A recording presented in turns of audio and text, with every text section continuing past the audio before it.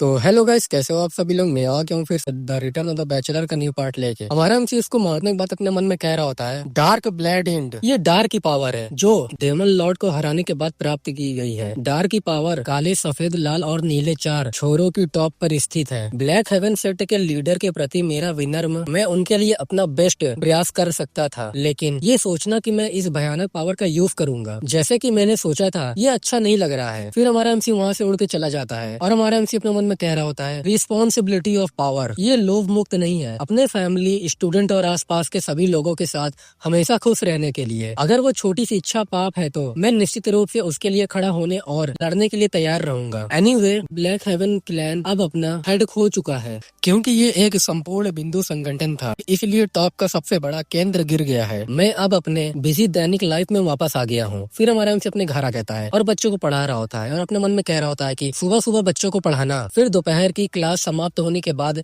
Sen medicinal care सिखाओ और मुफ्त सेवाओं देने के लिए बाहर जाओ। एक बार जब मैं घर वापस आऊंगा तो मैं अपनी पढ़ाई पर ध्यान दूंगा। अगर स्टूडेंट्स हैंगसी टेस्ट पास कर लेते हैं, वो ग्रेट लोग होंगे जो मेरे समान लेवल के होंगे। अगर मैं इन बच्चों के टीचर के रूप में अपना औचित्य बनाए रखना चाहता हूँ तो मुझे ये मेक श्योर करना होगा कि मैं इस टेस्ट में अच्छा अंक प्राप्त करूँ। तो अब जियो इन बॉक्सी तक ज्यादा समय नहीं बचा है। फिर हमें कुछ हफ्ते बाद बीजिंग का दिखाया जाता है। हैंगसी से एग्जाम शहर में नहीं बल्कि कैपिटल में होता है, वो भूमि जहाँ सम्राट रहता है। इंपीरियल पैलेस के आसपास लेखन समारोहों का निचला सरकारी कार्यकालय अप्रोप्रिएट अमाउंट में एप्लीकेंट है। आमतौर पर एग्जाम की 1 महीने की तैयारी के बाद ये सब ह्यूफी के साथ अनाउंस किया जाता है, लेकिन मुझे स्टूडेंट से अलग जो समय बिताना पड़ेगा वो चिंतादायक है। इसके अलावा मैं अभी भी ह्यूफी लेने के लिए तैयार नहीं हूँ। फिर हमारा एमसी एक बंदे के पास आता है तो वो बंदा कहता है कि अब अगला आ जाओ। फिर हमारा एमसी अपना पेपर लेके आता है, उसको पेपर देता है तो उसको एक टोकन मिलता है जिसपे नंबर 732 लिखा होता है और हमारा एमसी बैठ जाता है एग्जाम देने के लिए। और हमें बताया जा रहा होता है, भले ही तुम तीसरे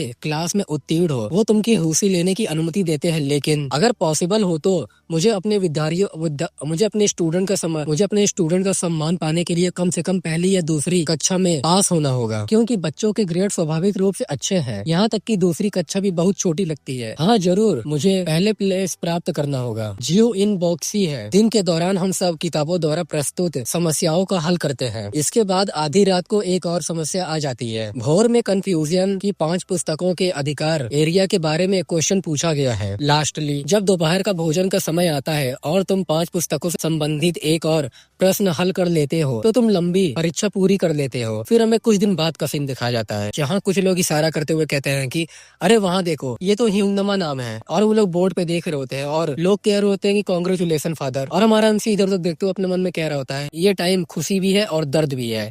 जिन लोगों को 5 ग्रेड मिला है उनके पास अपने चेहरे पर गहरी छाया डालने के अलावा और कोई रास्ता नहीं है, क्योंकि वो अब डेमन से सामान्य पर्सन बन गए हैं। ब्लैक सियाही से लेके कुछ अक्षरी लोगों की भावनाओं को झकझोरने के लिए काफी है। अंत में मैं ये सोचने से खुद को रोक नहीं पा रहा हूँ कि क्या इस तरह की एग्जाम प्राणी सही है। फिर हमारा एमसी कुछ देख के एकदम चौंक जाता है, जहाँ हमें दिखाया जाता है कि हमारा एमसी फर्स्ट ग्रेड से पास हुआ होता है और हमारा एमसी भी खुश होते हुए कहता है कि थैंकफुली मैंने फर्स्ट ग्रेड पाया है, तो अब फाइनली मैं अब गहरी सांस ले सकता हूँ। जिनसा बनने की परीक्षा अब जबकि मुझे एसी तक पहुँचने का अधिकार मिल गया है। फिर हमारा एमसी अपने घर आता है तो वहाँ सियोल आती है और हमारा एमसी सियोल को गोद में उठा लेता है। तभी वहाँ उसके फादर आते हैं। रोते हुए उसके फादर गले लग जाते हैं और कहते हैं कि क्योंकि तुम एक एकेडमी के टीचर बन गए हो, इसलिए मैंने सोचा था कि तुम्हारे लिए शिक्षा का प्रकाश देखना डिफिकल्ट होगा, लेकिन मुझे बहुत गर्व है मेरे बेटे। हमारा एमसी भी अपने मन में कह रहा होता है कि हाँ, ये बहुत है। मैंने क्या सपना देखा है, एक वैसा ही इच्छा जैसी मैंने तब सोची थी जब मरते हुए बकार चैन ने मुझसे कहा था कि मैं नाराजगी ना जताऊं। अगर मेरा फैमिली और मेरे आसपास के लोग एक साथ खुश रह सके तो यह मुझे संतुष्ट करने के लिए पर्याप्त होगा।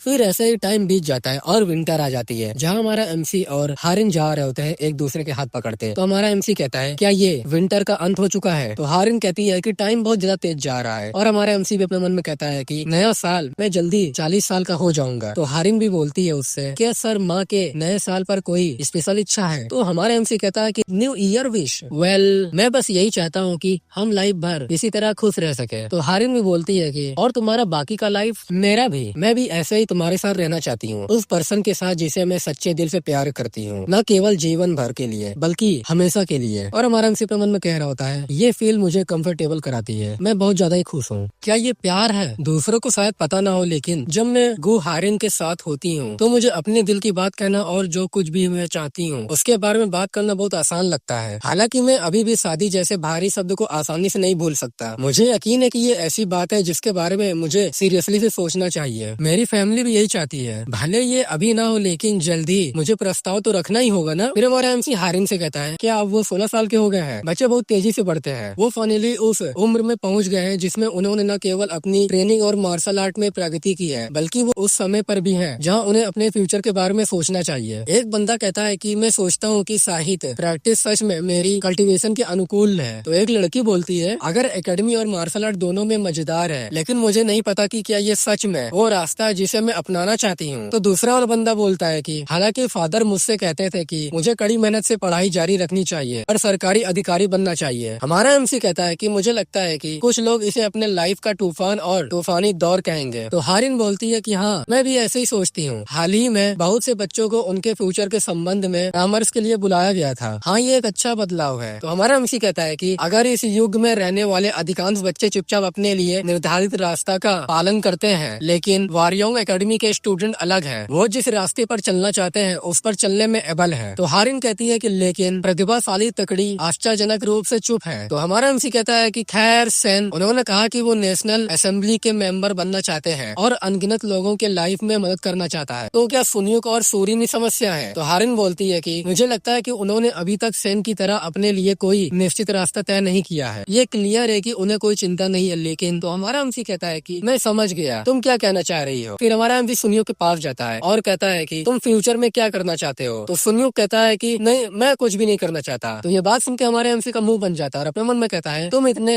अड़ियल क्यों हो। तो हमारा एमसी उससे कहता है, मेरा मतलब है क्या ऐसी कोई चीज है जिसके बारे में तुम आमतौर पर सोचते हो। तो सुनियोक कहता है कि नहीं, मेरे मन में ऐसा कोई थॉट नहीं है।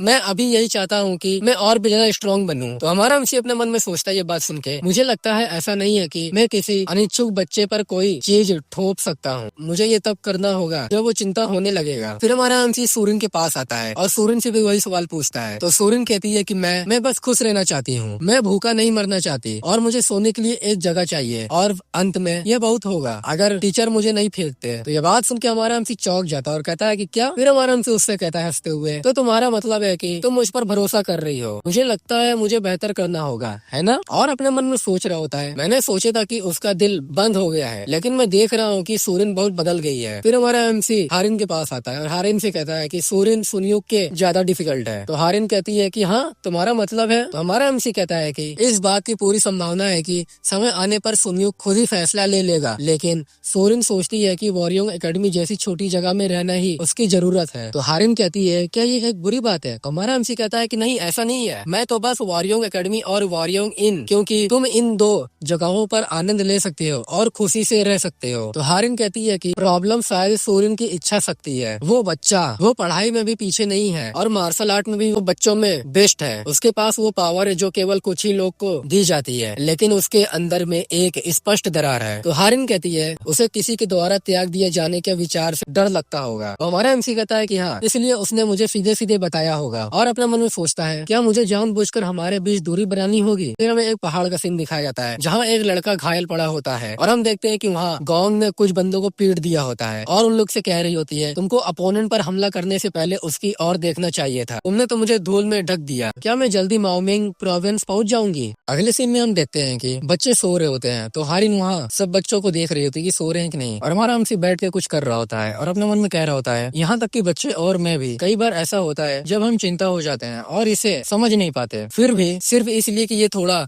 डिफिकल्ट हो गया है। चलना बंद करने की जरूरत नहीं है, फिलहाल मैं अपना सबसे बेस्ट देने की कोशिश करूंगा। और हमें बताया जाता है बिग कॉमन थॉट। तभी वहाँ पर हारिन कुछ लेके आती है और हमारे एमसीसी कहती है कि हमारी मेडिकल समाप्त करने के बाद तुम थोड़ा आराम क्यों नहीं करते, काम करते समय इनमें से कुछ को आजमाओ। तो हमारे एमसी कहता है कि हाँ, तुम्हारा बहुत बहुत शुक्रिया। तो हारिन कहती है कि तुम पहले ही इतना कुछ झेल चुके हो। तो हमारे एमसी कहता है कि हाँ, मुझे लगता है कि इसमें लगभग 10 घंटा हो गया है। तो हारिन बोलती है कि 10 घंटा, इतने सारे घंटे होने का क्या मतलब है। तो हमारा एमसी खाना को रुकते हुए कहता है, ये चीजें किसी के दिमाग को कंट्रोल करने में भूमिका निभाती है। बिग कॉमन थॉट एक प्रकार की मार्शल आर्ट है, और अगर तुम गहराई से खोजो तो तुम कह सकते हो कि जैसे कि टॉप से पता चलता है, ये नॉर्मल विचार का कल्टीवेशन है। तो हारिन ने बुक को देखते हुए कहती है कि ये वही है जिससे बच्चों को जरूरत है। तो हमारा एमसी बोलता है कि हाँ, ये एक तरह से इंटरनल स्किल को कंट्रोल करने की विधि है। हालांकि ये किसी इंपॉर्टेंट पावर निर्माण के बजाय मन को कंट्रोल करने पर ध्यान देता है। उन बच्चों के लिए जो करंट में अपने फ्यूचर और वास्तविकता के बीच के अंतर को लेकर अंदर ही अंदर फाइट कर रहे हैं। फ्यूचर में अलग घटनाओं के कारण जिन स्टूडेंट को कष्ट और संकटों का सामना करना पड़ सकता है, उनके लिए इससे बेहतर कोई मार्शल आर्ट नहीं होगी। फिर हमें अगले दिन का सीन दिखाया जाता है, जहाँ हमारे एमसी बच्चों को ग्राउंड में ला देता है और सभी को बुक देता है और उन लोग से कहता है कि जब भी तुम्हारे पास समय हो, इसे पढ़ो और इसे समझने की कोशिश करो। तो वो लोग बोलते हैं कि ठीक है टीचर। तभी दो लोग पढ़ते हैं तो एक टकला बोलता है कि लिवाय, ये सोचकर कि उन्होंने व्यक्तिगत रूप से हमारे लिए इसे बनाया है। तो दूसरा बंदा बोलता है कि मैं इसे पहले पढ़ूंगा। और हमारा एमसी भी ये बात सुनकर अपने मन में कह रहा होता है कि एक अटूट हेड फ्यूचर में उनके लिए एक जबरदस्त ताकत साबित होगा जब वो किसी बड़े संकट का सामना करेंगे। तभी वहाँ पीछे से गोंग आ जाती है। गोंग हमारे एमसी से कहती है कि तुम बहुत बढ़िया कर रहे हो, बहुत समय हो गया मिले हुए। तो हमारा एमसी बोलता है कि हाँ मिस गोंग। तभी पीछे से हारिन देखती है और कहती है कि हाँ, क्या वो पर्सन नहीं है? और चौंक जाती है और कहती है कि वो फिर यहाँ क्यों आई है, और भागते हुए आती है और कहती है कि ओ माय गॉड, क्या तुम यहाँ आई हो? लगता है कि तुम मिस माँ के साथ नहीं आई हो। तो गोंग बोलती है कि हाँ, इस बार मैं अकेले आई हूँ। तो हारिन कहती है अकेले, किस रीजन से? तो बोलती है कि क्योंकि मुझे तुम्हारी याद आई। और हम देखते हैं कि वो दोनों बर्फ में एकदम पुतले बन जाते हैं और हमारे एमसी का एकदम मुंह बन जाता है और पसीना छूटने लगता है और कहता है कि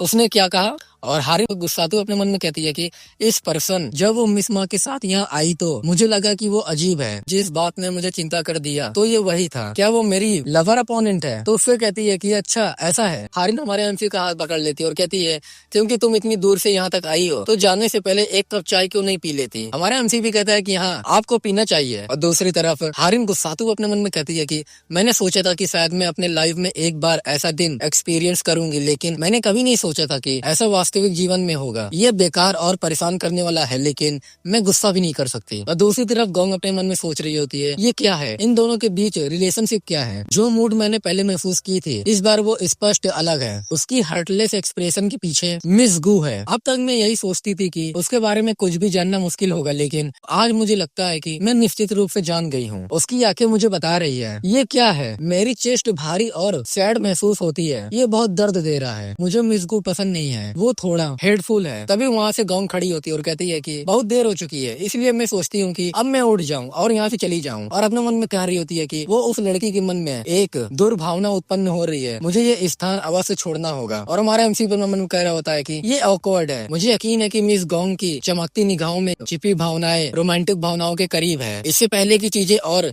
ज्यादा डिफिकल्ट हो जाए मुझे इसे बंद करना होगा। तभी वहाँ से हारिन भी खड़ी होती है और कहती है कि मैं उसके पास जाने की कोशिश करूंगी। तो हमारा एमसी कहता है कि क्या, और वहाँ से वो भाग के जाने लगती है। और हमारा एमसी अपने मन में कहता है कि मैं उसे व्यक्तिगत रूप बताने जा रहा था, हालांकि क्या इससे ज्यादा चीजें उलझने वाली नहीं है। सिर्फ इसी वजह से ऐसा नहीं है कि मैं वुमेन के बातचीत में इंटरफेयर कर सकता हूँ। तभी हम देखते हैं कि भागते हुए गोंग के पास आती है और कहती है कि वहीं रुक जाओ। तो वो बोलती है कि मिस गो। और अपने मन में सोचती है गोंग वो मेरे पीछे क्यों पड़ी है, ये अपमानजनक है। क्या मेरे जाने से ऐसा लगा कि मैं भाग रही हूँ? हारिन आती है और कहती है कि मिस गोंग वहीं रुक जाइए। और गोंग अपने मन में कहती है कि क्योंकि मैंने कुछ ऐसा कहा था जैसे मुझे उसकी याद आ रही है, ऐसे समय में मुझे क्या करना चाहिए? हारिन कहती है कि अगर तुम्हारे पास समय हो तो हम एक स्पार क्यों नहीं करते।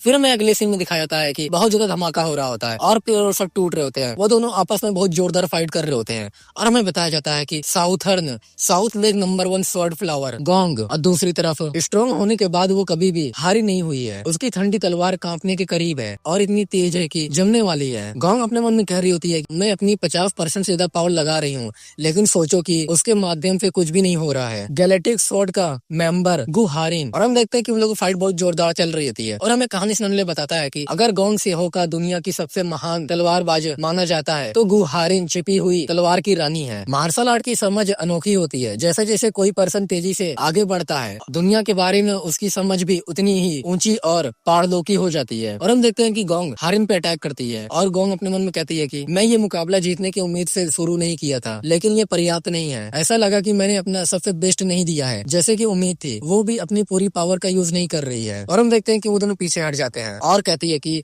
अगर ऐसा है तो हारिन अपना एक्सेलरेटिंग इंटरनल एनर्जी पावर का यूज करती है, जिससे उसका 3 स्वॉर्ड बन जाता है। तो गोंग भी उसके स्वॉर्ड को डॉज करने लगती है। तो गोंग अपने मन में कहती है कि उसकी एक्सट्रीम स्पीड दिखा रही है, उसकी ओर से जवाबी हमला होगा। गो भी अटैक करने के लिए बढ़ जाती है और कहती है कि अंत में मुझे अपना बायां हाथ इस्तेमाल करना पड़ेगा। और हम देखते हैं कि वो दोनों का स्वॉर्ड आपस में क्लैश होता है और एक जोरदार प्रेशर निकलता है। और अपने मन में गोंग कहती है कि हैनाम सेफ्टी की मार्शल आर्ट बाएं हाथ का यूज करने पर पावर दोगुनी हो जाएगी। अभी गोंग कहती है कि हानिम 36 स्वॉर्ड और एक अटैक करती है। तो हारिन अपने मन में कहती है कि ये स्वॉर्ड डायरेक्शन उस बिंदु तक बदल रही है जहाँ मैं इसका पता नहीं लगा सकती। और हम देखते हैं कि वो एक वेव में फंस जाती है और अपने मन में कहती है कि ये एक लहर की तरह है और वहाँ पर एक जोरदार ब्लास्ट होता है और हमारा एमसी का पसीना छूट रहा होता है और अपने मन में कहता है कि ओ माय गॉड, वो ज्यादा पोलाइट हो सकते थे, आसपास का नेचर डिस्ट्रॉय हो रहा है। हम देखते हैं कि गोंग अपना स्वर्ड उसके नेक पे लगा देती है, जिससे ये पता चलता है कि गोंग जीत गई है। तो हारिन कहती है कि मैं हार गई, वो कौन सा स्किल था? तो गोंग कहती है कि ये ऐसी मिराज है। तो हारिन कहती है कि तो ये एक लहर की मिराज थी, ये सच में एक प्रभावशाली स्किल है। और हम देखते हैं कि वो दोनों एक चट्टान में बैठ जाते हैं। तो गोंग कहती है कि क्या तुम उसे पसंद करती हो? तो हारिन शर्माते हुए कहती है कि हाँ बिल्कुल, वो मुझे बहुत ज्यादा पसंद है, अगर वो पॉसिबल हुआ तो मैं अपना पूरी लाइफ उसके साथ बिताना चाहूंगी। तो गोंग अपने मन में कहती है कि मुझे थोड़ा कड़वा लग रहा है, लेकिन मुझे इसे सहन करना होगा, मुझे ट्रस्ट है कि इससे उबर जाऊंगी मैं। और कहती है कि मैं तुम्हारे रास्ते नहीं आऊंगी। अपनी मदर की तलवार तोड़ने के बाद मैंने हैनम वन से छोड़ दिया और खाली दिल के साथ माओमिंग प्रांत में आ गई, लेकिन घटना का एहसास होने के बाद मुझे वापस जाना होगा। और अपने मन में कहती है इस जगह से माँ ह्यून से मिलने के बाद मुझे अपने भावनाओं का पता चला और मैंने अपनी सिस्को से सीखा कि कैसे सीधे दिखना है। तो हारिन कहती है कि तब अब तुम कहाँ जाओगे? तो गोंग कहती है कि जिस तरह तुम दोनों के पास वापस जाने के लिए वॉरियोंग इन है, उस तरह मेरे पास भी वापस जाने के लिए एक जगह है। और अपने मन में कहती है कोई है जिसे मैं ये सारी भावनाएं सबसे पहले बताना चाहती हूँ। और कहती है कि हैनम सेक्टर और मेरी मदर। फिर हमें बताया जाता है 1 महीने बाद मामिंग प्रांत में गर्म पानी का आगमन हो गया है। इस स्कूल में हारिन हमारे एमसी के पास आती है और कहती है कि आज सुबह जो लेटर आया है उसे मैंने तुम्हारी मेज पर रख दिया है। तो हमारा एमसी भी कहता है कि तुम्हारा बहुत बहुत शुक्रिया। तो हमारा एमसी उस लेटर को खोलता है और जैसे ही खोलता है तो एकदम शॉक हो जाता है।